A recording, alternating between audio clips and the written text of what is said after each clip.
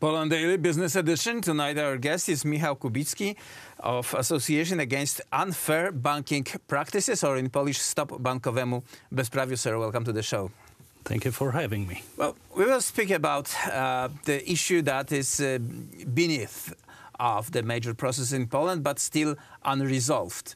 The banking loans or mortgages that were denominated in foreign currencies. This started about 15 years ago, and you are the person who applied and was or got such a mortgage. Why did you apply for this, first of all?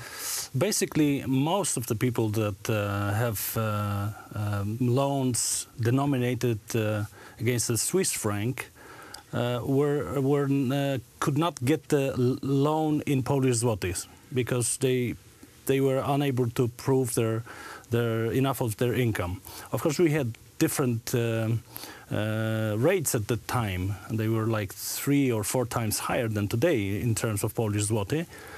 And the exchange rate against the Swiss franc was very low. So the banks, and in majority foreign banks, offered the clients the loans denominated against the Swiss franc. And the installments were much lower than installments in Polish zloty. So obviously, looks like a good deal. It was a very good deal for most of the people. The people, or majority of the people who got those loans, were people of free professions. So lawyers, artists, media people. So and of course entrepreneurs. So these were the people that at that time and today were the most creative part of the society.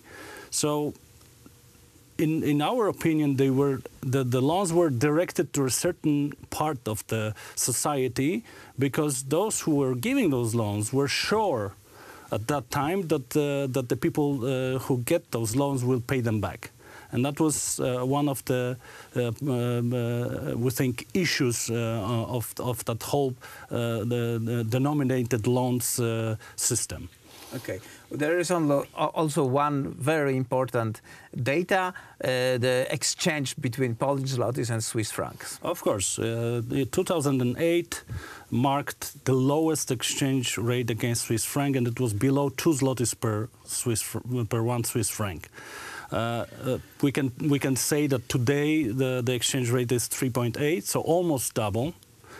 And we 4 years ago, on January 22nd, when the Swiss central bank decided not to defend Swiss franc against other currencies, we had well over 4. And for even short period of time, it was almost 5 against 1 Swiss franc. So that was a disaster and a tsunami. And now we're dealing with the problem still after so many years, like 11 years now, because nobody wanted to take care of those loans. And the people that there were over 700,000 loans given in that time, around 2008.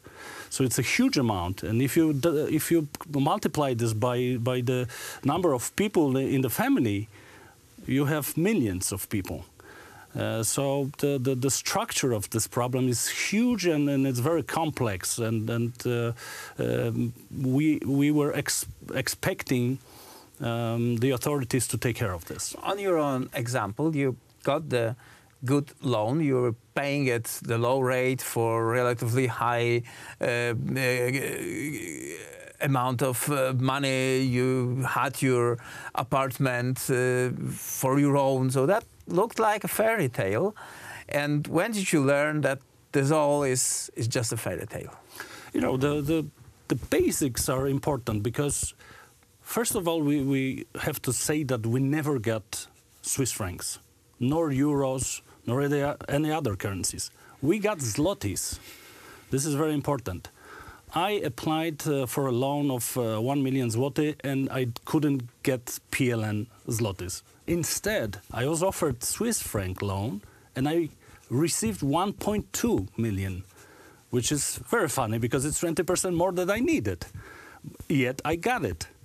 Of course, today's situation is that after paying for exactly 10 years, I have over 1.3 to pay back.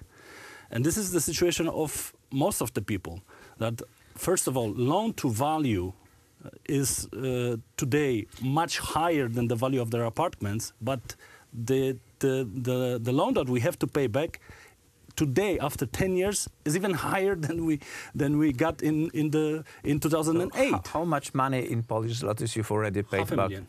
$500,000. Yes. Okay. And when you started to pay your credit, it was 1,200,000. Yes. You paid $500,000.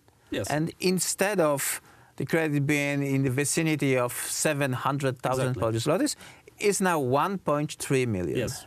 So in fact, I have to pay 1.8 million, even though the LIBOR is almost nothing, because it used to be negative.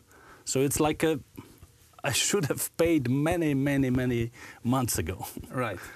And in this situation, as you are saying, there are hundreds of thousands of people. Yes, now we have less than 700,000, because now we have about 420,000 loans in Swiss franc. But it's not only Swiss franc, it's also euro.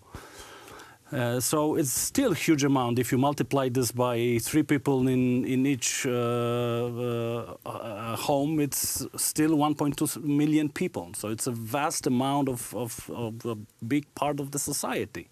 So and the problem is still unsolved. So it's really important, in our opinion, that the authorities take care of the whole situation. This is not only the Polish situation. The situation like that happened in other countries.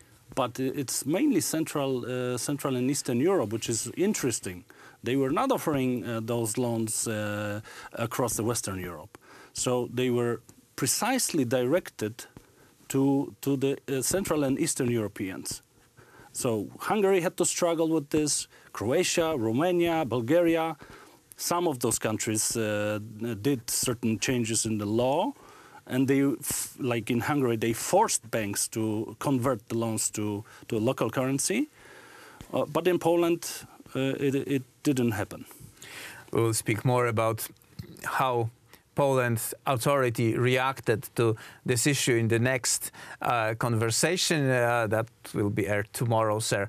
Thank you very much for this conversation. And that was it for tonight's Poland Daily Business.